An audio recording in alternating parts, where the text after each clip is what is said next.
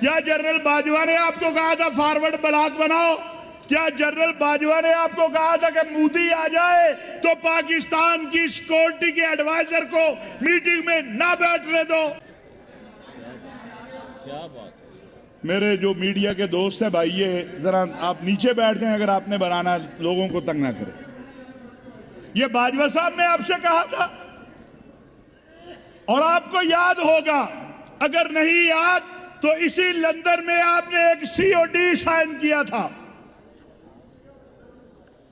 اس سی O D کی دھجیاں کب بکھیری تھی آپ نے؟ وہ آپ کہتے ہو ملاقاتیں، آپ تو ایک ٹیلی فون کی مار ہو۔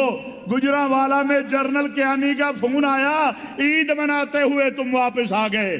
زرداری صاحب ذرا یاد رکھیے گا، پھر آپ کے ساتھ یہی کچھ ہونا ہے۔ وہ میرا خیال ہے یوسف رضا گیلانی کے خلاف کوٹ پینٹ پہن کے اعجاز الحق صاحب گئے تھے میرا خیال ہے عدالت میں، ہاں کہ آپ گئے تھے۔ جو آپ کو اچھا لگے وہ جمہوریت، جو آپ کو اچھا لگے وہ جرنیل اچھا، جو آپ کو اچھا لگے وہ پاکستان اچھا، اور جو اس قوم کو اچھا لگے وہ آپ کو قبول نہیں ہے۔ اور آج ہم آپ کو بتاتے ہیں، آپ نے جیسی بھی سیاست کی اس کے مقابلے میں ایک نظریے پہ سیاست کی ہے، لیکن اگر تم پاک فوج کی طرف دیکھو گے، گھر کے سربراہ کو اگر ہٹا دیا جائے یا گھر کے سربراہ کو برا کہا جائے تو اس کا مقصد ہوتا ہے گھر کو خراب کرنا۔ تم کہتے ہو تم حساب لوگے، اگر حساب لینا ہے تو میاں نواز شریف اور شہباز شریف سینکڑوں علماء کے خون کا تمہیں حساب دینا ہوگا۔ حساب کی تاریخ تو پھر علامہ احسان الہی ظہیر شہید سے شروع ہوگی اور کہاں تک جائے گی وہ حساب بھی دینا پڑے گا۔ اگر حساب کی بات ہے تو پھر حساب دینا ہوگا کہ آئی جی آئی کے پلیٹ فارم کے تحت لاہور جوہر ٹاؤن کے پلاٹ کہاں گئے تھے۔ اگر حساب ہے، کہتے جی جنرل ظہیر صاحب نے کہا تھا ہم تجھے ہٹانے لگے ہیں، وہ ہٹانے لگے تھے مجھے۔ میاں صاحب اس بیان پہ تو آپ نے اپنے ایک وزیر کو ہٹا دیا تھا، اس دن آپ سچے تھے یا آج آپ سچے ہیں؟ ہمیں بتا دیں، ہم تو آپ سے یہی پوچھنا چاہتے ہیں کہ آپ اس دن سچے تھے کہ آج سچے ہیں؟ میاں صاحب ایکسٹینشن کا ووٹ ضیاء الحق شہید فاؤنڈیشن نے دیا تھا یا آپ کی جماعت نے دیا تھا؟ اس دن جنرل باجوہ اس لیے اچھا تھا کہ تمہیں خیال تھا کہ ماضی کی طرح وہ تمہیں نیب سے بچائے گئے، وہ تمہاری اس گندی سیاست پہ ممکن ہے کندھا لگا دے۔ لیکن جب جنرل باجوہ نے کہا سنو پاکستان کے لوگوں، ہوا کیا ہے؟ لوگ پوچھتے ہیں کیا ہوا؟ میں نے کہا پہلی بار ماضی میں یہ ہوتا رہا، کسی کا نام اخبار میں افسر کا آ جائے وہ کہتے ہیں نہیں جی بدنامی ہو جائے گی چھوڑ دیں۔ اس بار انہوں نے کہا کہ نہیں، کچھ چہرے ہمیں بھی دکھانے چاہیے جو رات کی تاریکیوں میں آ کے پاؤں پکڑتے ہیں۔ وہ ابھی تو صرف ایک زبیر کا نام آیا ہے تو اتنی چیخو پکار ہے، اگر اس کے آگے شین، خان، میم، پتہ نہیں کیا کیا، ہاں خاقان سے لے کر شہباز تک جب نام شروع ہوئے پھر کیا حال ہوگا، اس وقت کے لیے تیار رہو۔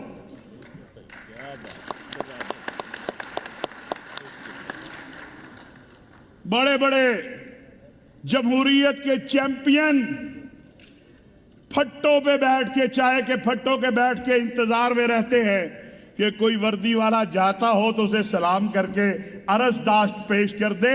انہوں نے کہا ہم تمہاری سیاست میں نہیں آئیں گے، انہوں نے کہا ہم عدالتوں پہ اثر انداز نہیں ہوں گے۔ یہ جرم ہے جنرل باجوہ کا، یہ جرم ہے جنرل فیض حمید کا کہ انہوں نے کہا نیب خود فیصلے کرے گی، عدالتیں خود فیصلے کرے گی، پارلیمنٹ خود فیصلے کرے گی۔ یہ تمہیں قبول نہیں ہے، تمہیں تو جسٹس عبدالقیوم جیسے جج چاہیے۔ میاں صاحب تاریخ بڑی تلخ ہے، اگر آپ فوج پہ حملہ آور ہوں گے ہم تمہیں نہیں ہونے دیں گے۔ ہمیں پتا ہے، ہمیں پتا ہے اسی برطانیہ میں بیٹھ کے معمر قذافی کو ہٹانے کا جو منصوبہ بنا تھا اس کا بھی پہلا ہدف یہ تھا کہ پاک وہاں کی فوج کو، لیبیا کی فوج کو نشانہ بناؤ تاکہ لیبیا جو ہے وہ عدم استحکام سے دوچار ہو جائے، اور وہ لیبیا جہاں کوئی معاشی مسئلہ نہیں تھا آج وہاں پر مکان تو ہیں مکین نہیں ہیں، اور تم یہی یہاں چاہتے ہو، تم یہی یہاں چاہتے ہو۔ جناب ہم اپنی کوئی بات نہیں کرتے، جو آپ نے زرداری صاحب کے بارے میں کہا اور جو زرداری صاحب نے آپ کے بارے میں کہا، ہم دونوں کا سچ مانتے ہیں۔ آپ دونوں ہی ایک دوسرے کو چور کہتے آئے ہو، اب ہمیں نہیں پتا آج آپ سچے ہیں یا کل آپ سچے تھے، لیکن یاد رکھیے ہم اس ملک کی فوج، اس ملک کے سلامتی کے اداروں کے ساتھ تمہیں نہیں کھیلنے دیں گے، یہ تمہاری بھول ہے۔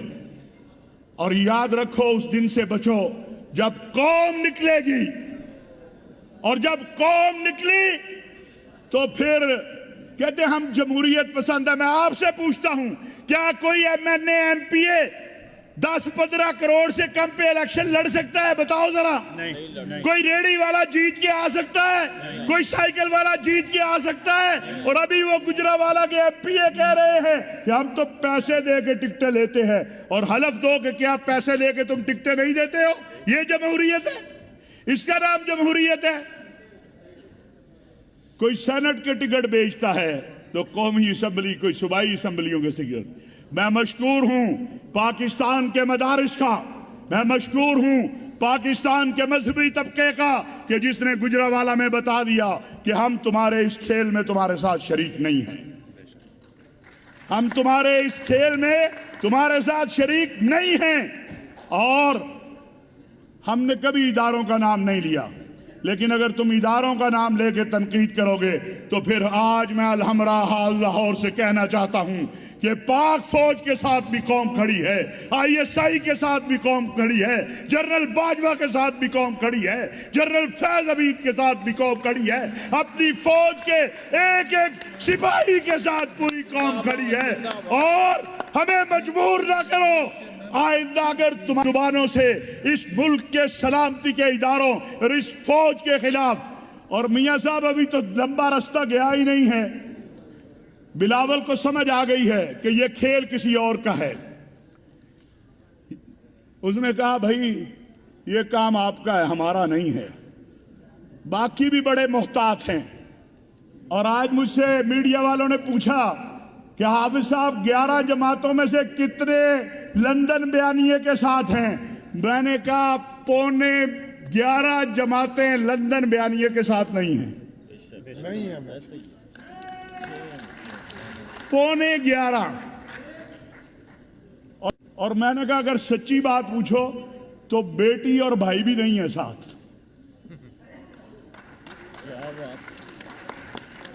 آج آپ بات کرتے ہو کہ ہمارے دوست ملکوں سے تعلقات، تو جناب والا یہ مودی آج جو اسلامی عرب دنیا میں داخل ہوا ہے یہ آپ کی کارستانی ہے، یہ اس حکومت کی کارستانی نہیں ہے۔ جنرل باجوہ کی وجہ سے ہمارے عرب اسلامی دنیا میں تعلقات بحال ہوئے، اور آپ کی وجہ سے 46 سال کے بعد مودی کو موقع ملا کہ وہ متحدہ عرب امارات کی سرزمین پہ جا کے اس نے قدم رکھا۔ یہ آپ کی کارستانی تھی، یہ آپ کی کارستانی تھی۔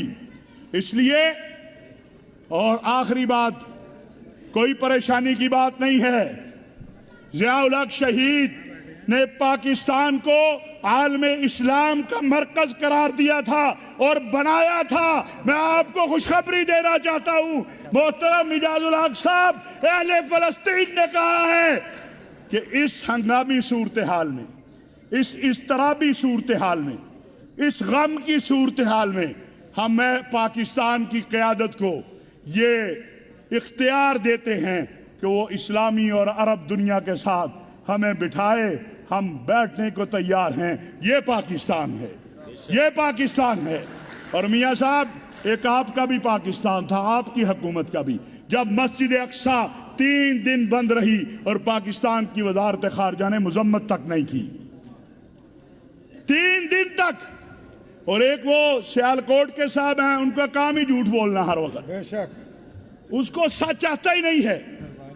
میں آج چیلنج کرتا ہوں کہ کبھی سعودی عرب نے نہیں کہا کہ پاکستان کی فوج کو یمن کے اندر بھیجا جائے، کبھی نہیں کہا۔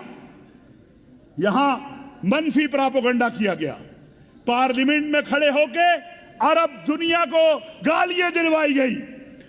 پورے عالم عرب کو پاکستان سے ناراض کس نے کروایا؟ میاں صاحب یہ آپ کی کارستانی ہے۔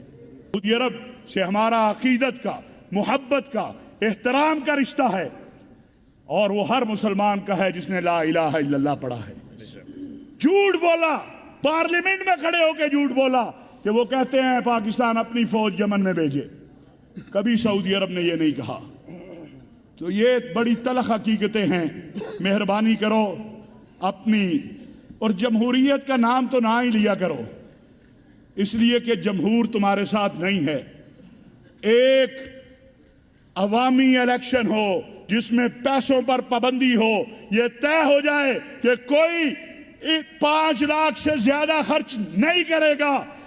یہ جو بڑے بڑے اس وقت اپنے آپ کو لیڈر کہتے ہیں نا، ان کو ان کی حیثیت پتہ چل جائے گی کہ عوام کے ووٹ سے کون آتا ہے اور پیسے کے زور پہ کون آتا ہے۔ اور آخری ایک فتویٰ بھی آیا ہے، فتویٰ بھی ایک آیا ہے، کہتے ہیں یہ جو ہے نا پارلیمنٹ، اس میں جو حکومتی ارکان ہیں نا یہ ناجائز آئے ہیں، اور جو حزب اختلاف والے ہیں نا وہ جائز آئے ہیں۔ سمجھ آئی؟ یعنی کہتے ہیں یہ جو سیٹوں پہ بیٹھے ہیں نا یہ تو ناجائز آئے ہیں، اور یہ جو بیٹھے ہیں نا یہ جائز آئے ہیں۔ اس کو کہتے ہیں میٹھا میٹھا ہپ ہپ، کڑوا کڑوا تھو۔ آپ بیٹھے قومی اسمبلی کی جن نشستوں پہ وہ جائز ہیں، اور حزب اقتدار جس میں بیٹھے وہ ناجائز ہے۔ اس طرح کے فتوے قوم بہت جانتی ہے۔ بہت شکریہ محترم اجاز الحق صاحب، آپ کے اوپر یہ قرض ہے، آپ کا یہ فرض ہے، اور آپ کے اوپر آپ کے والد شہید کا یہ قرض ہے کہ آپ نے استحکام پاکستان کی تاریخ کو چلانا ہے۔ اور آپ تو نوجوان ہیں، ہمارے جیسے بوڑھے بھی آپ کے ساتھ ہیں۔ میاں سعید صاحب دیکھیں، وہ اس بڑھاپے میں بھی آپ کے نعرے لگا رہے ہیں، تو آپ تو ماشاءاللہ نوجوان ہیں۔ اور جنرل حمید گل صاحب کے صاحبزادے، کاش آج جنرل صاحب زندہ ہوتے تو بتاتے، کہتے ہیں بوٹ پالش، جنرل صاحب کے بوٹ کون کون پالش کرتا تھا۔ ویسے اجاز الحق صاحب کسی دن بتا بھی دیجئے گا کہ کون دروازوں پہ کئی کئی گھنٹے کھڑا رہتا تھا کہ بوٹ کی جھلک دیکھ لے۔ تم تو وہ ہو جو بوٹ کی جھلک دیکھنے کو ترستے رہتے تھے۔ طاہر اشرفی لاہور میں تقریب سے خطاب کر رہے ہیں۔ انہوں نے کہا کہ آپ ایک ٹیلی فون کی مار ہیں زرداری صاحب، یاد رکھیے گا پھر یہی ہوگا۔ ہم نیوز سے فی الوقت اتنا ہی۔ دیگر خبروں یا ان کی تفصیل کے لیے وزٹ کیجیے hum news.pk۔ دیکھتے رہیے ہم نیوز۔